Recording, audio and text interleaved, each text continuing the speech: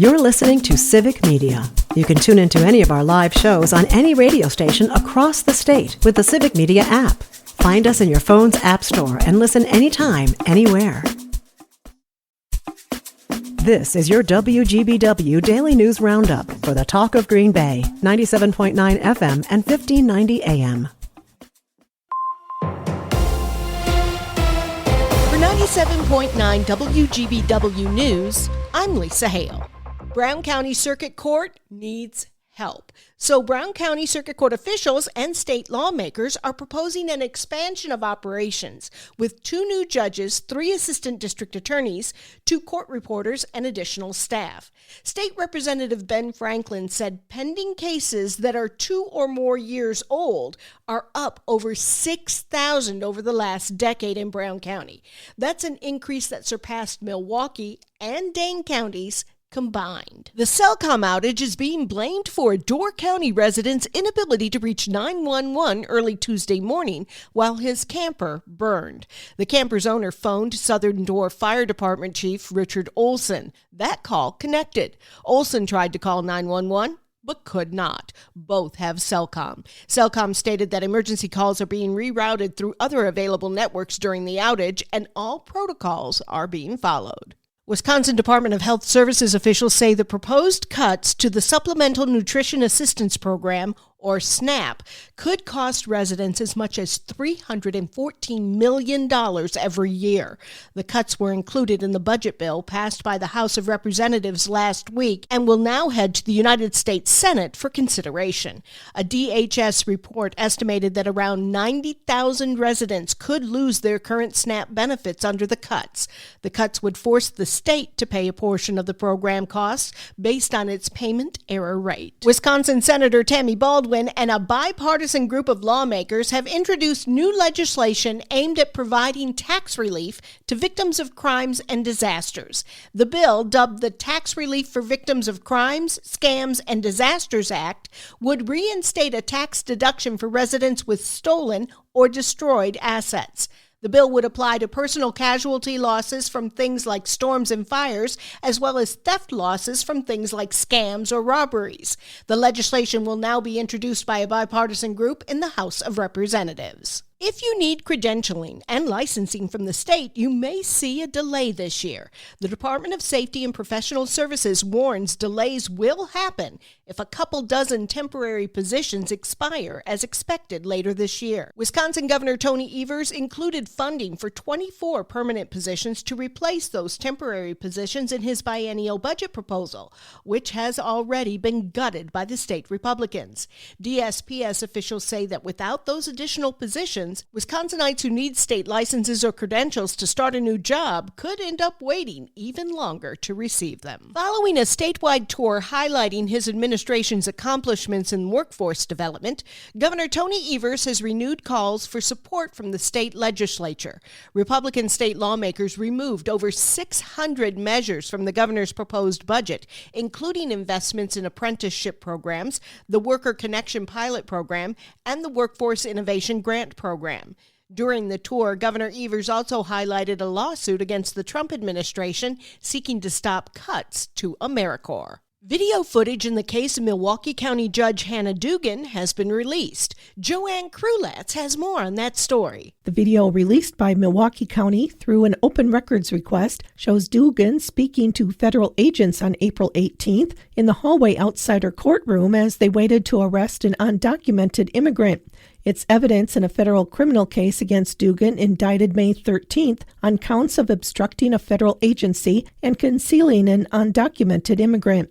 Prosecutors accused the 66-year-old judge of allowing Eduardo Flores Ruiz to leave her courtroom through another exit. ICE agents chased him down and took him into custody outside the courthouse. Dugan was arrested a week later. A jury was seated in Milwaukee yesterday for the trial of Maxwell Anderson. Stuart J. Waddles has more. He's accused of killing 19-year-old Sade Robinson during a first date in April of last year. Prosecutors allege Anderson killed Robinson, scattered her remains across multiple locations, and set her car on fire. The trial is expected to go on for several weeks. The jury pool of 12 jurors and 3 alternates is made up of 12 women and 3 men. Before jury selection began, prosecutors added a charge of hiding a corpse to the case. Opening statements are expected to begin today. If you use Anthem Blue Cross Blue Shield and use the UW Health system, you can breathe a little easier now. UW Health has announced a new multi-year contract with the insurance company, and officials say it will guarantee health care access for Anthem members at various UW Health facilities across the state.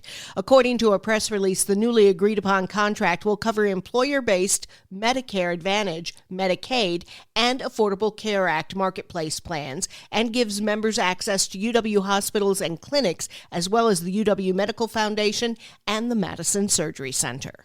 I'm Lisa Hale, 97.9 WGBW News. For news anytime, log on to WGBW.FM. A Brewers win over Boston. Hi, I'm Mike Clemens with sports. Baseball. The Brewers and Red Sox wrapping up their series today in Milwaukee. Last night, Christian Yelich hit a walk-off grand slam in the 10th to lead the Brewers to a 5-1 win over Boston. The inning before, Yelich scored the tying run from third. Manager Pat Murphy. We've all seen that. I've been here with Yelich as long as I have. We've all seen that base hit out of him, that double, and then his base running to get you to third. That's why he's a great player. NFL, the Packers OTAs continuing today without Packers defensive back Jair Alexander. A report says the Packers will take him back if he takes a pay cut. Jair's agent says he wants to stay in Green Bay, but not with a restructured deal. In golf, the U.S. Women's Open tees off tomorrow in Wisconsin. Nelly Korda on what it's like to compete at Erin Hills. It tests every part of your game. It's very demanding. Even if you think you've hit it good, you just exhale when you see it stop. That's golfer Nelly Korda with Sports. I'm Mike Clemens. On your entertainment beat, I'm Pete Schwaba. The Memorial Day weekend's top 2 films, Lilo and Stitch and Mission Impossible, combined at the box office to pull in about 250 million big ones and about 540 million globally, smashing records. The total box office take from all the releases over the weekend came in at 341 million domestically. Take that, COVID pandemic. The Hall smacked down the previous record for Memorial Day, which was set in 2013 with a $314 million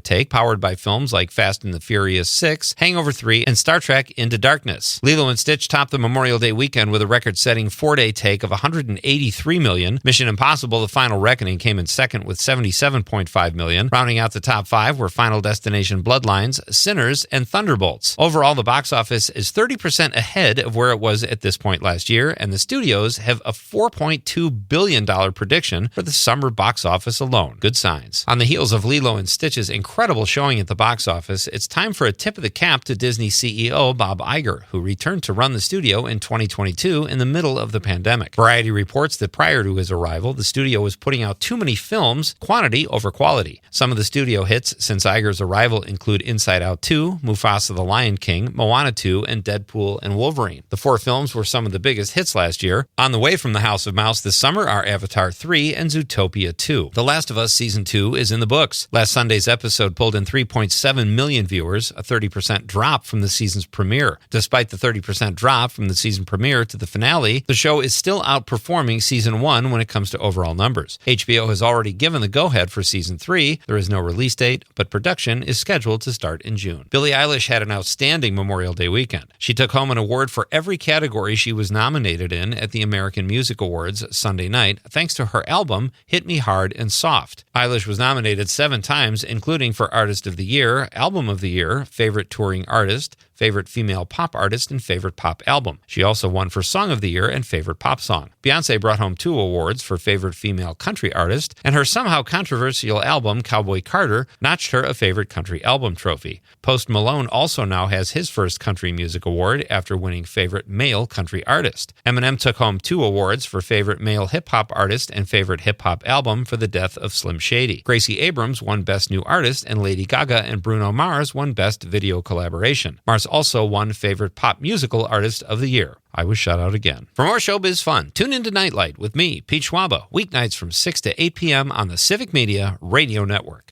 Cloudy with scattered showers today. We'll get to the mid to upper 60s for a high this afternoon. The wind will be northeast at 5 to 15. Tonight, 52. Tomorrow, partly cloudy, 75 on Friday. Mostly sunny with a high near 80. I'm meteorologist Sean Cable. Currently, it is 60. That's your WGBW Daily News Roundup from Civic Media. Subscribe to this podcast on Spotify, Apple, or wherever you find your podcasts. Find more news at WGBW.FM.